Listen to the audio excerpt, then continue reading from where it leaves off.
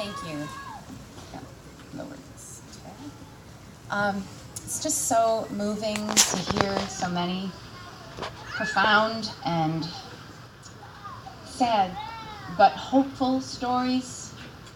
And I honor each and every one of you that are here. I know how difficult this is, how difficult being a part of someone who you love, their life in addiction. My son has struggled with heroin addiction for many years. I'm so happy and feel so blessed. He's here with me this evening with my family. My whole family is here, and we just haven't had that. I haven't consistently been able to count on that happening for 10 years at least. So I am so grateful. And I'm so grateful. Coming in here, I was hugged and embraced and just felt like I was coming home. And I think that for all of us, that's what we need. We need compassion. We need compassion for ourselves because we're going through an awful lot.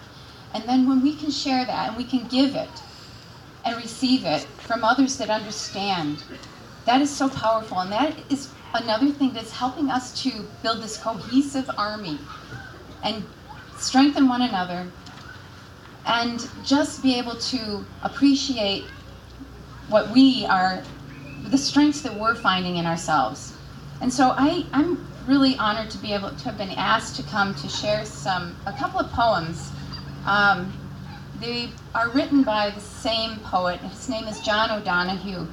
He was an Irish philosopher, a priest, and a very beautiful thinker. He felt that there's beauty in every one of us. There's beauty in everything around us. And if we can somehow tap into that beauty and bring it in, we are then able to share it with others. And I believe that's what's happening here, and that is what we are creating. So I'll start with a poem called On the Death of the Beloved by John O'Donohue. Though we need to weep your loss, you dwell in that safe place in our hearts where no storm or night or pain can reach you. Your love was like the dawn, brightening over our lives, awakening beneath the dark a further adventure of color. The sound of your voice found for us a new music that brightened everything. And whatever you enfolded in your gaze quickened in the joy of its being. You placed smiles like flowers on the altar of the heart. Your mind always sparkled with wonder at things. Though your days here were brief, your spirit was alive, awake, complete. And though we look towards each other no longer from the old distance of our names, now you dwell inside the rhythm of breath, as close to us as we are to ourselves. And though we cannot see you with outward eyes, we know our soul's gaze is upon your face, smiling back at us from within everything to which we bring our best refinement. Let us not look for you only in memory, where we would grow lonely without you. You would want us to find you in presence, beside us when beauty brightens, when kindness glows, and when music echoes eternal tones. When orchids brighten the earth, when darkest winter has turned to spring, may this dark grief flower with hope in every heart that loves you. May you continue to inspire us to enter each day with a generous heart, to serve the call of courage and love, until we see your beautiful face again in that land where there is no more separation, where all tears will be wiped from our mind, and where we will never lose you again.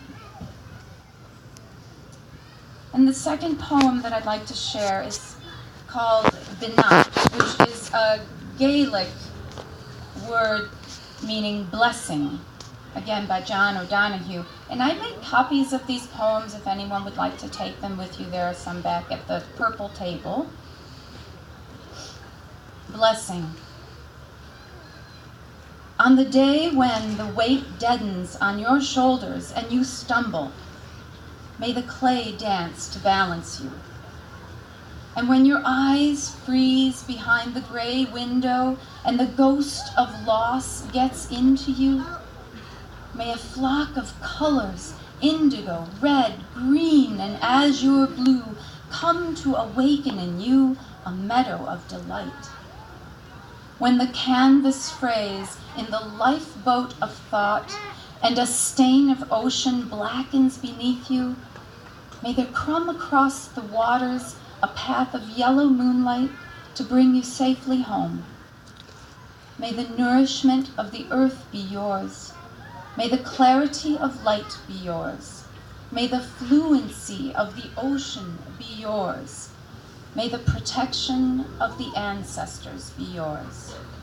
And so, may a slow wind work these words of love around you, an invisible cloak to mind your life.